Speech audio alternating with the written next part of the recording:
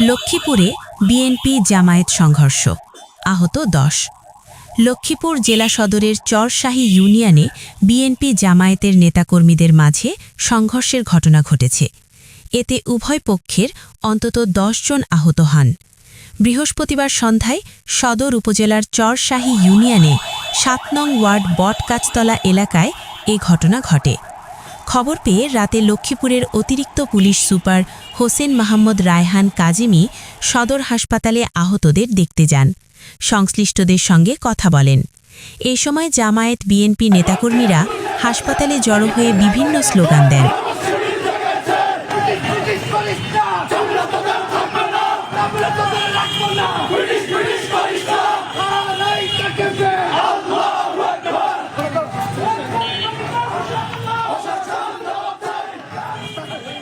এ নিয়ে দুই পক্ষের মধ্যে উত্তেজনা বিরাজ করছে। হাসপাতাল এলাকায় অতিরিক্ত পুলিশ মোতায়েন করা হয়েছে। হামলার অভিযোগ এনে পরে রাত 8:30টার দিকে জামায়াতের নেতাকর্মীরা মিছিল করেছেন। তবে এ ঘটনায় জামায়াত ও বিএনপি নেতারা একে অপরকে দোষারোপ করে পাল্টাপাল্টি বক্তব্য দিয়েছেন। আপনাদের আবেগকে আমরা সম্মান করি ভাইরা। এখানে প্রশাসনের ভাইরা আছে, আমাদের এসপি মহোদয় আছে। রোগীদেরকে পাস করে দেওয়ার জন্য আপনারা সুযোগ করে দেন, একদম বাম পাশে চলে আসেন। আপনাদের আবেগকেই আপনাদের হৃদয়ের জায়গা থেকে সহকর্মী আহত হওয়ার ব্যথাকে আমি শ্রদ্ধা করি। এটি আমরা বুঝতে পারছি, প্রশাসনও বুঝতে পারছে। প্রশাসনের সাথে আমাদের কথা হয়েছে, প্রশাসন বলেছে আইনানুগ ব্যবস্থা গ্রহণ করবে। যারা এই ধরনের মহিলাদের প্রোগ্রামে সেখানে বাজে মন্তব্য করেছে, বাজে গালিগালাজ করেছে এবং আক্রমণ করেছে, তারপরে একটি মীমাংসা বৈঠকের মধ্যেও আমাদের ভাইদেরকে আহত করেছে, প্রশাসন এটি সঠিক একটি সুবিচার করবে বলে আমাদেরকে আশ্বস্ত করেছে। অতএব আমরা হাসপাতাল আঙিনায় এখানে কোনো শাটিং দেব না, এ থেকে চলে যাব। ঠিক আছে ভাইরা? আমাদের নেতৃবৃন্দ আমাদেরকে সিদ্ধান্ত দিয়ে আমাদের শান্তিপূর্ণ পরিবেশ বজায় রাখবার জন্য জামাত ছাত্র শিবিরের আমাদের কর্মীদেরকে আহ্বান করেছে, নির্দেশনা দিয়েছে। আমরা আশা করছি যারা এই ধরনের ন্যাক্কারজনক ঘটনা ঘটাচ্ছে, আমাদের কাছে আজকে রিপোর্ট আছে 5টি এলাকার মধ্যে। আমার কাছে মনে হয় এটা কোনো প্যাকেজ, কোনো পরিকল্পিতভাবে ঘটাচ্ছে। এই বিষয়গুলো আমরা প্রশাসনকে জানাবো, নির্বাচন কমিশনকে জানাবো। অতএব কারণে আমরা আমাদের জায়গা থেকে শৃঙ্খলা বজায় রেখে আমরা আইনানুগ ব্যবস্থা গ্রহণে প্রশাসনকে সহযোগিতা করব। এদিকে আহতদের সদর হাসপাতাল সহ বিভিন্ন ক্লিনিকে ভর্তি করা হয়েছে।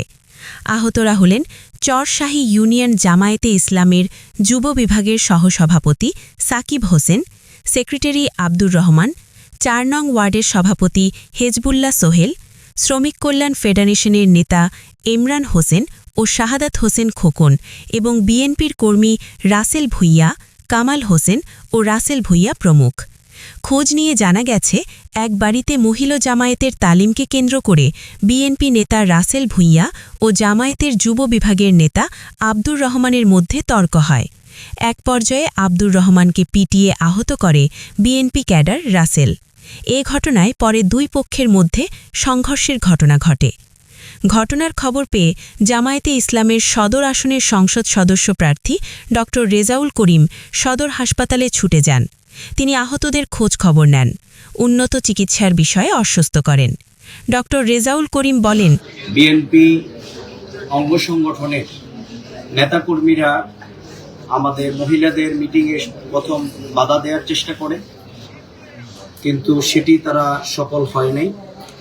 তারা বাহিরে এসে আমাদের ভাইদের সাথে যারা উপস্থিত ছিলেন তাদের সাথে কথা বলেছে, কিন্তু ন্যাক্কারজনক ঘটনা হলো যে আমাদের ভাইদের সাথে যখন আলাপ আলোচনা হচ্ছে, ইন দ্য মিন টাইম নামাজের সময় হয়েছে।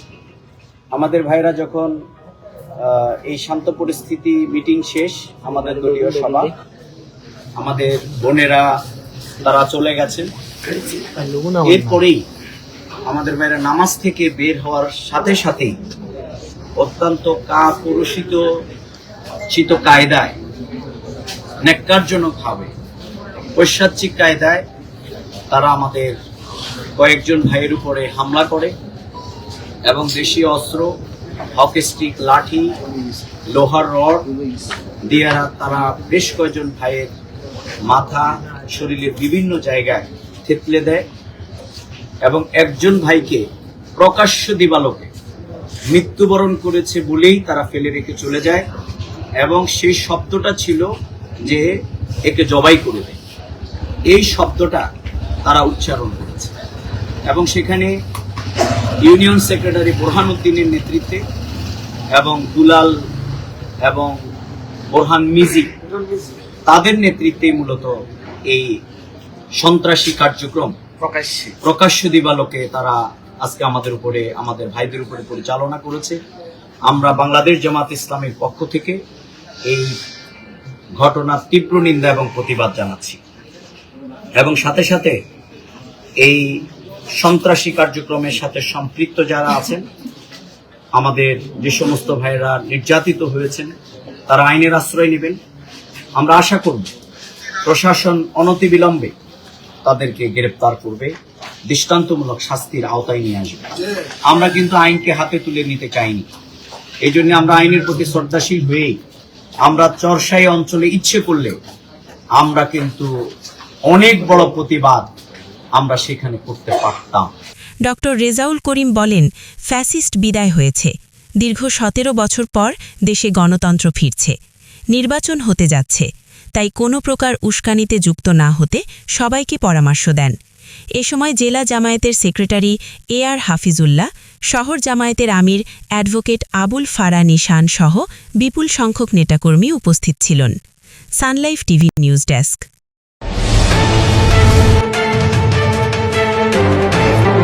আপনারা দেখছেন সানলাইফ টিভি, নির্মল বিনোদন, মানবতার কল্যাণ।